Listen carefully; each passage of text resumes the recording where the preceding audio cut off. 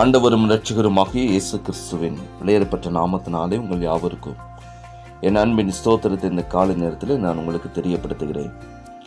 எபிரேயருக்கு எழுதின நிருபம் 10ஆம் அதிகாரம் 23வது வசனத்திலே இவ்வாறாக வாசிக்கிறோம்.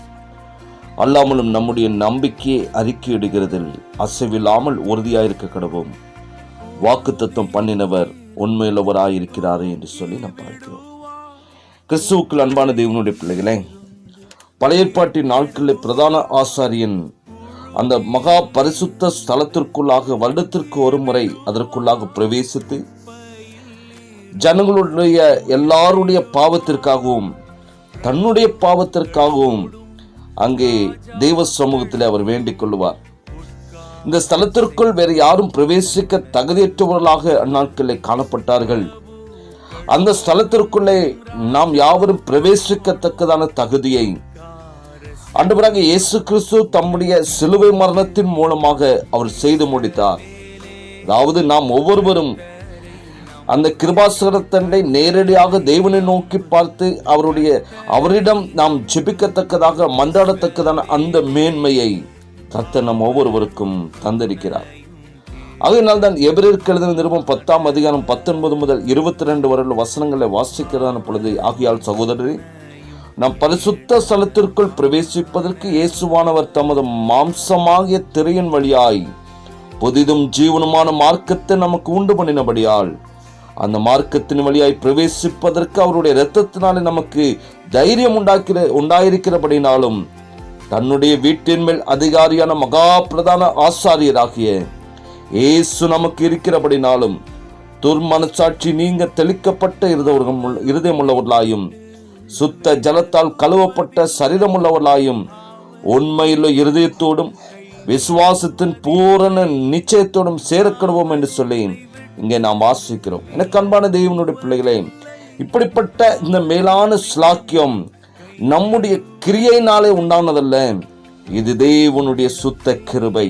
இந்த மகா பெரிதான கிருபையை பெற்றுக்கொண்டதால் நாம் ஒவ்வொருவரும் தேவ குமாரனை ஒரு நாள் நாம் மறுதலிக்காதவர்களாய் நம்மை பரிசுத்தப்படுத்தின உடன்படிக்கையின் இரத்தத்தை நாம் அசுத்தம் என்று நினைத்து கிருபையின் ஆவியை நிந்திக்காதவர்களாக ஒவ்வொரு நாட்களும் முன்னேறி செல்ல வேண்டும் என்று சொல்லி பரிசுத்த ஆவியானவர் வாஞ்சிக்கிறார்.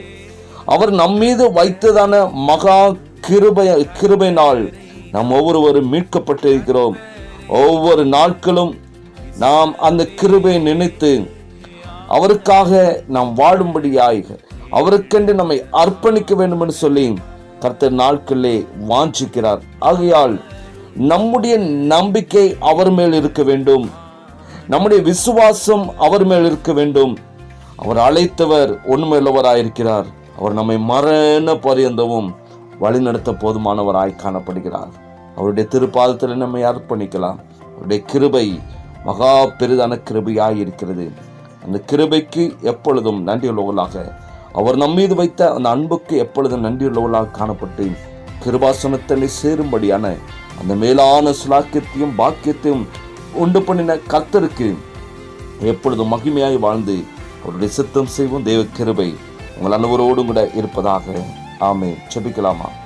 மகா பரிசுத்தமுள்ள எங்கள் அன்பின் நல்ல தகப்பனே, நல்ல காலை வேளைக்காக நாங்கள் உமக்கு நன்றி செலுத்துகிறோம்.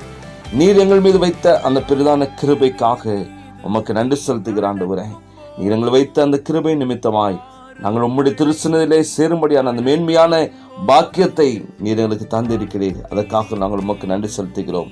அதை உணர்ந்தவர்களாக எப்பொழுதும் ஆண்டவரே உமக்கு நன்றியுள்ள ஒரு வாழ்க்கை வாழ தகப்பனே ஒவ்வொருவருக்கு நீர் கிருபை செய்யும்படி நாங்கள் ஜெபிக்கிறோம். எங்களுக்கு தந்த அந்த மேலான கிருபையின் ஆவியை ஒரு நாள் நாங்கள் அசட்டை செய்யாதபடிக்கு உணர்வுள்ள இருதயத்தோடு வாழும்படியான அப்படிப்பட்ட இருதயத்தையும் தேவன் நீர் ஒவ்வொருவருக்கும் கொடுத்து வழி நடத்தும். இரட்சகர் இயேசுவின் நாமத்தில் ஜெபிக்கிறோம் நல்ல பிதாவே. ஆமேன். ஆமேன். ஆண்டவர் உன்னோடு இருப்பதாலே இஸ்ரவேலே